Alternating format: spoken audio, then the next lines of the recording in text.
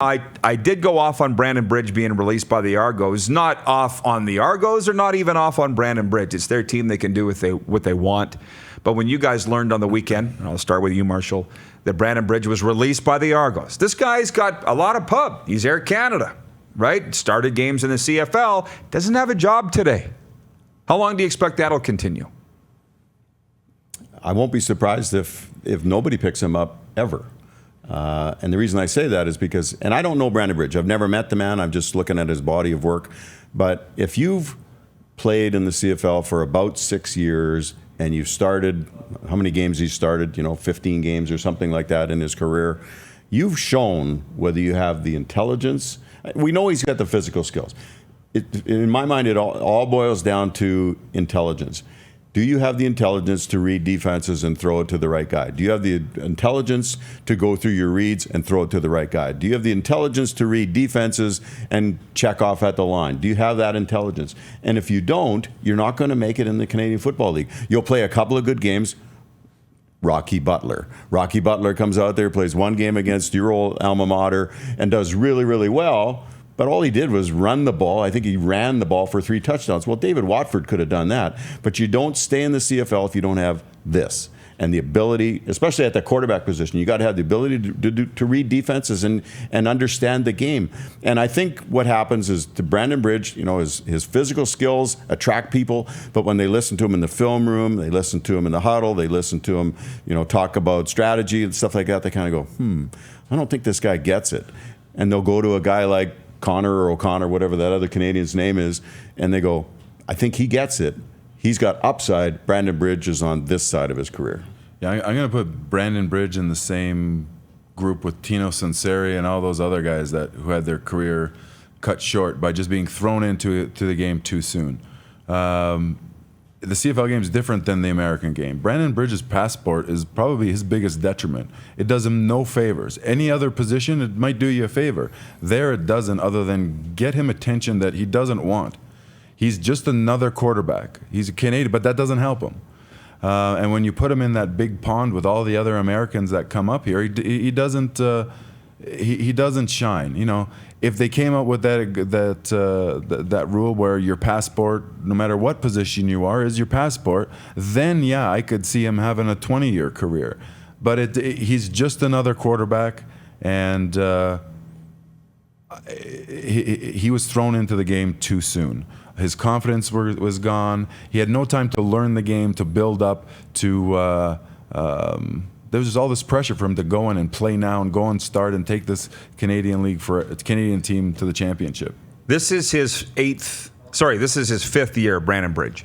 And the only umbrage I would take with you guys' comments is I do think he's intelligent. What he's lacking is work ethic. And I've been around him a lot. So he's drafted in 2015. So 15, 16, 17, 18, 19. This is his 5th year.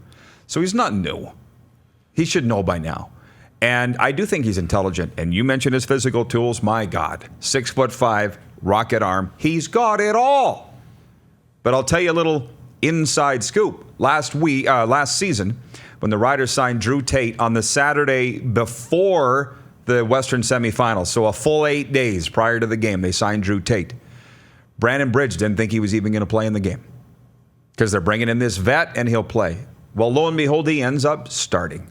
And the thing with Brandon Bridge is the Riders didn't even offer him a contract in free agency this offseason. So what does that tell you? They were ready to move on from him. They didn't want Brandon Bridge back this year. And I have a tough time saying these things because I do really love him a lot as a guy. And listen, I'm a guy that took a very long time to grow up, a lot longer than these guys have. And I'm not saying the problems I had are the problems that Brandon Bridge has or had, but he just doesn't put the time in. I've been around him long enough to see that. That's all.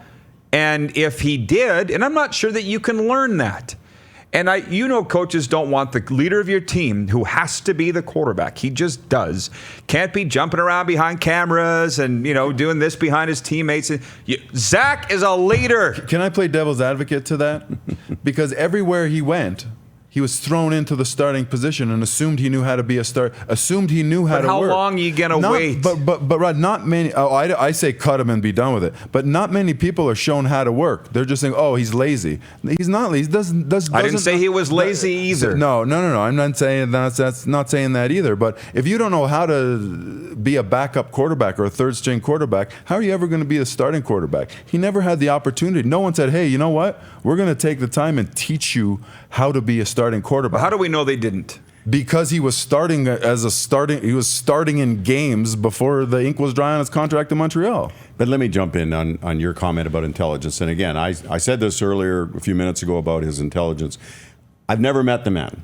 I've never had a conversation with the man. So he probably is intelligent. He probably understands. He's probably got good SAT scores. He probably did well in school. He probably understands politics. He probably understands world news, world events, and Well, stuff like that's that. Duran. But my point is, if you're intelligent and you're playing quarterback in the Canadian Football League, you will quickly understand that I'm going to have to get in the film room, and I'm going to have to be the first one to practice. I'm going to have to be the last one to leave, and I'm going to have to know what everybody does in the offense, not just what I have to do on the offense.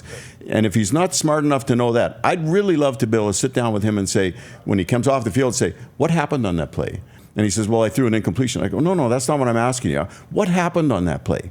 Well, my guy did this. They were in a cover three. If you can tell me what you saw and what was happening, that's intelligence. That's the intelligence that I'm looking for out of a quarterback, not what they got in their SAT scores or what their GPA was in university. I want to know football intelligence. You're watching Rod Pedersen On Demand. For more of The Rod Pedersen Show, visit rodpedersen.com or follow Rod Pedersen on social media.